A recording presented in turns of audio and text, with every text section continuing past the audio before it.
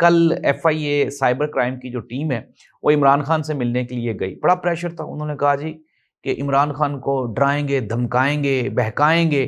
لیکن ناظرین آگے سے تو عمران خان نے خود ہی ان کا ترو نکال دیا.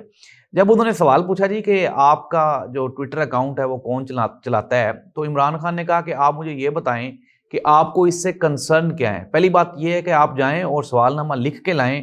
میں لکھے ہوئے تحریری سوال نامے کا جواب دوں گا. میں آپ کا کوئی متحد نہیں ہوں کہ میں آپ کو بتاؤں کہ کون چلا رہا ہے.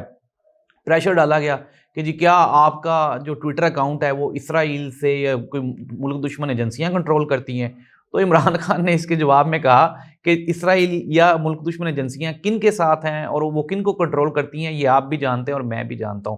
جبران الیاس کا نام لیا گیا. جبران الیاس کے جواب کے بارے میں عمران خان نے کہا کہ وہ آپ لوگوں سے زیادہ محب وطن پاکستانی ہیں. ناظرین عمران خان کو یہ ڈرانے کے لیے جاتے ہیں، عمران خان ان کے گلے پڑ جاتا ہے. اب حکومت نے عمران خان کو مزید تنہا کرنے کے لیے ایک نیا جال بچھایا، لیکن یہ جو جال ہے نا یہ اس میں حکومت خود ہی پھنسے گی.